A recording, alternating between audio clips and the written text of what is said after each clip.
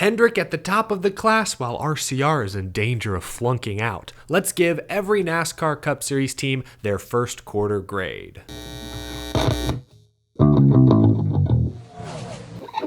How's it going, y'all? My name is Eric. Welcome to Out of the Groove. I hope you didn't blink because we are already a quarter of the way through the NASCAR Cup Series season. Today, I'm handing out team grades for this first grading period. But first, this episode is sponsored by Peanut Patch. Boiled peanuts are a Southern tradition that goes back centuries. Boiled peanuts are the official snack of South Carolina. Peanut Patch peanuts are boiled right in the can, but only during the fall when peanuts are ripe. There's less than 24 hours between a peanut being harvested from the farm and being cooked in one of their cans. Peanut Patch offers 3 flavors. There's original, there's Cajun, and there's also salt and vinegar with a new flavor coming soon, Spicy Buffalo. Peanut Patch will be at Talladega Superspeedway this weekend and is a proud sponsor of the Smart Modified Tour and last season's champion Burt Myers. Lots of race fans at Peanut Patch. You can find them at races, country music festivals, and other events all summer long.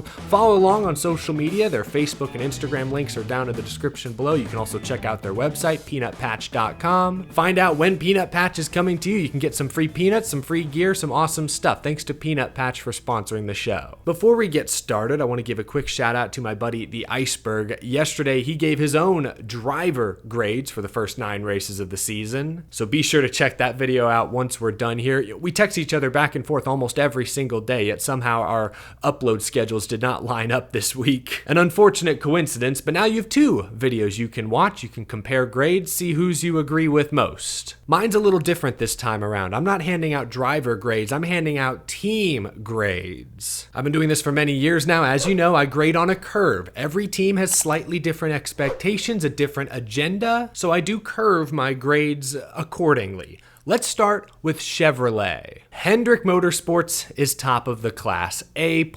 They've won 5 of the first 9 races this season. Kyle Larson is the points leader, also has the most stage wins in the series with 5. 3 of their 4 drivers are top 5 in points, and Alex Bowman is just outside of the top 10. They've led over 800 laps as a team. We expected Hendrick to be great. They've had more time with their Chevy Camaro than Ford and Toyota have had with their new cars. I expected Hendrick to start the year hot, but Chevrolet's leading team has been as dominant as anyone in the next-gen era, A+.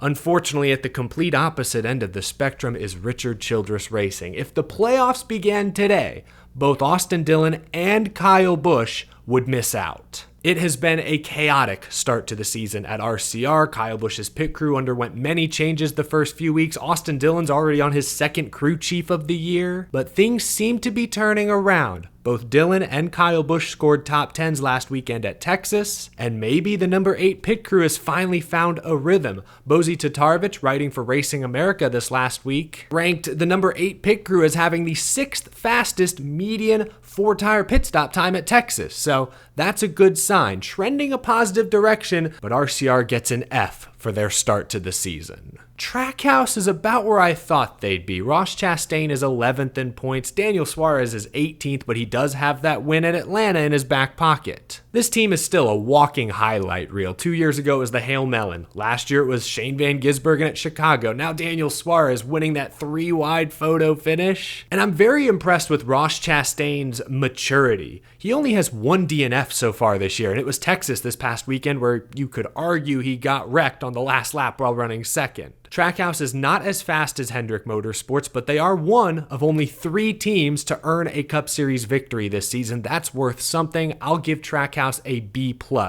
Ross looks like a deep playoff threat once again, and Daniel Suarez now has a win, which means he'll be in the playoffs after missing last season. That's huge. Spire Motorsports is next. This team brought in 2 new drivers, 2 rookies. I like where Carson Hocevar is at, just scored his first career top 10. He's 22nd in points. That's the best that 77 car has looked in years. On the flip side, fellow Rookie of the Year contender Zane Smith has been terrible, not getting the results. He's 35th in points. Corey LaJoie is right in the middle. LaJoie is the veteran of the group. He has not performed quite as well as I'd hoped. He's 29th in points. points. I was hoping for more like, 25th. Spire gets a C overall because while they do have more investment from Gainbridge, they did expand this year, more mouths to feed. 2/3 of the team is rookies. I'm not worried about Zane Smith. He's going to figure it out. Carson Hocevar right where he needs to be. Corey LaJoie is my biggest concern. He's the veteran of the group. That entire number 7 team needs to execute better than they have. Let's move on to Colleague Racing. The number 16 and number 31 are both outside the top 30 in owners' points. Daniel Hemrick hasn't been terrible, just uninspiring. I'll bet some of you watching out there forgot he was even racing full-time in Cup this year. AJ Allmendinger has top 10s at both Daytona and COTA, reminding us just how silly it is that the team's best driver got demoted to the Xfinity Series. Winning is not a priority for Colleague Racing right now. Their priority is breaking even. And it shows, quite honestly, with who they've got driving their race cars. I'll give Colleague a D for these first 9 races. Final Chevrolet team is JTG Doherty. Ricky Stenhouse Jr. is 27th in points, and he only has one top 20 since the 2 super speedways to start the year. It's been a rough start. Last year, Stenhouse's average finish was 18th. This year, it's around 25th.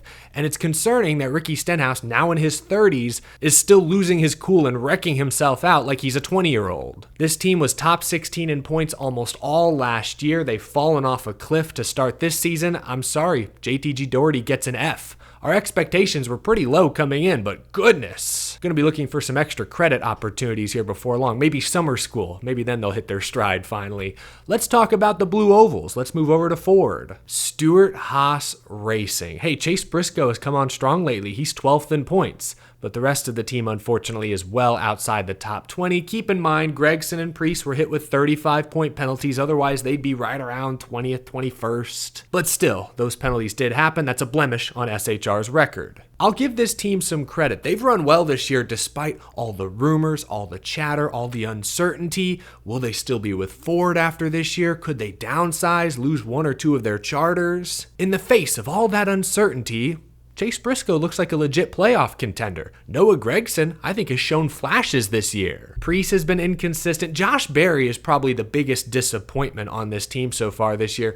I'm going to say something that many of you will probably disagree with. This may be a hot take, but I think Rodney Childers right now is kind of overrated. That's not to take away from what he did in the 2010s. He figured out that Gen 6 car, won a championship with Harvick, was a threat every single season. But ever since NASCAR changed the rules at the end of the 2020 season, took away whatever advantage Rodney and SHR had found, Childers has, 2 wins in 3 years with Kevin Harvick? He hasn't been able to figure out this new car. To his defense, really nobody at Stewart-Haas seems to have figured out this new car. The game has changed entirely, so I understand it is hard to be in Rodney Childers' position right now. I think he is still a good personality fit with Josh Berry. I'm just saying that through the first 9 races, they look like the 4th team at Stewart-Haas Racing. That's a disappointment. I'm still going to give Stewart-Haas overall a C+, again, because despite all the uncertainty, I feel they've at least met expectations so far this year, if not maybe even slightly exceeded them. Spent a lot of time on Stewart-Haas. Let's talk Team Penske, 2-time defending NASCAR Cup Series champions. I'll also give them a C+. I had higher expectations for Penske, and right now Blaney is 7th in points, not bad, but Logano is 15th, barely, I believe, hanging on to the final provisional playoff spot. And Austin Cindric, man, I'm still waiting on him to do something. His best finish this year since those 2 super speedway races is 18th.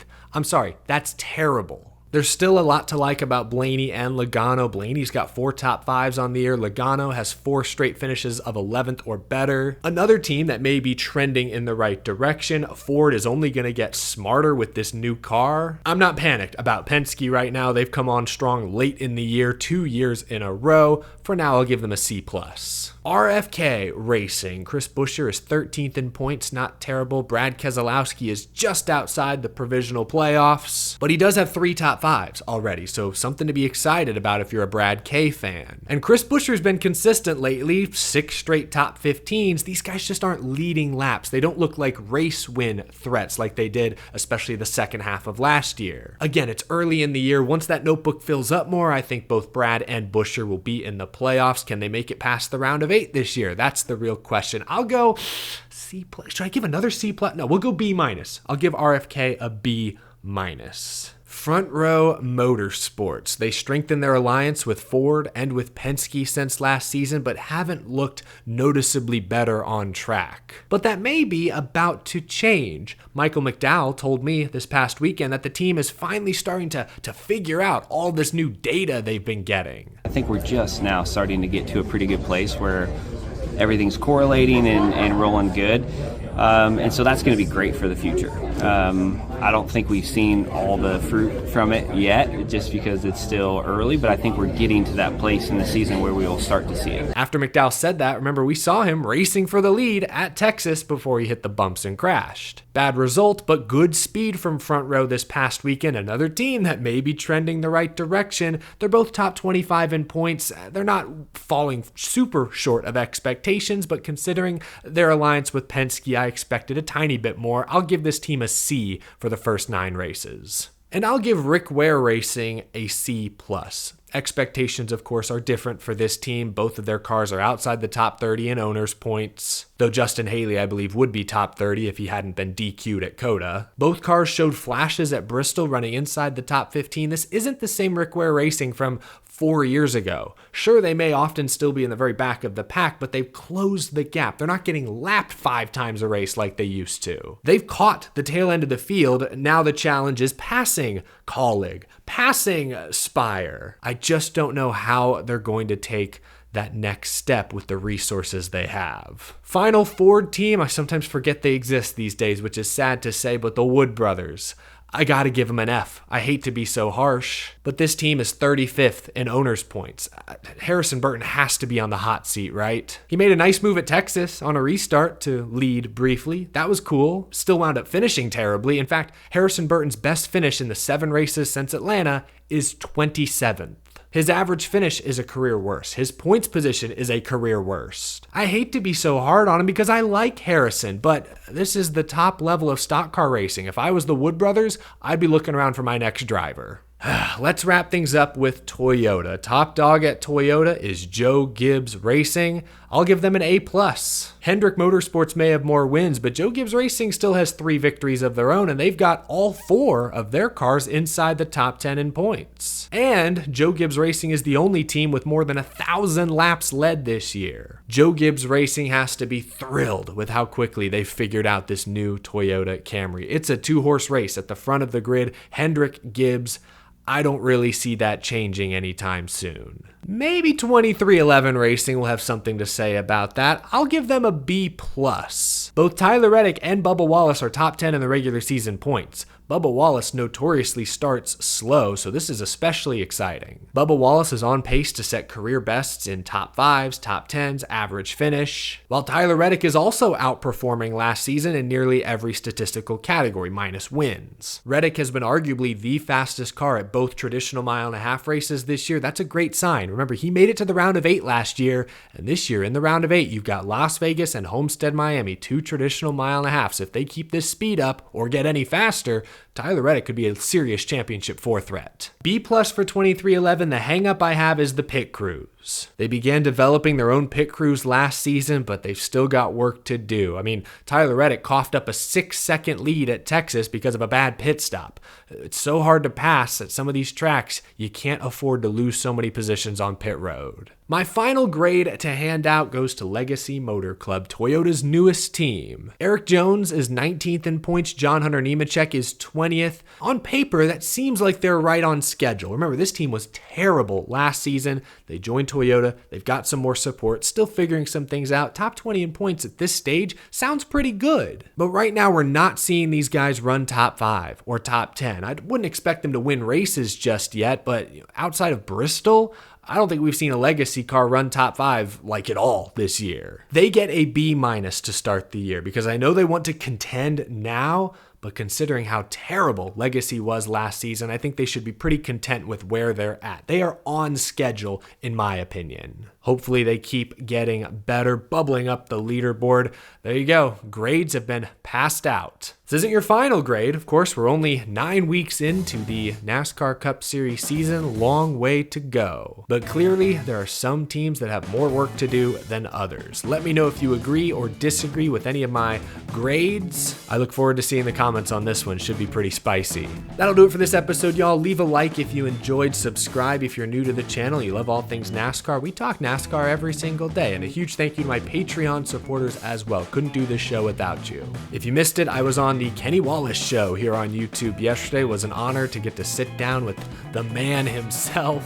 If you want to learn more about me, go check it out. It was a fun conversation. Really appreciate Kenny, again, having me on this show. Hopefully I was able to add something to the weekly Kenny conversations. That was a good time. Appreciate y'all watching that. Appreciate you watching this video. I will see you later this weekend. Talladega is on deck.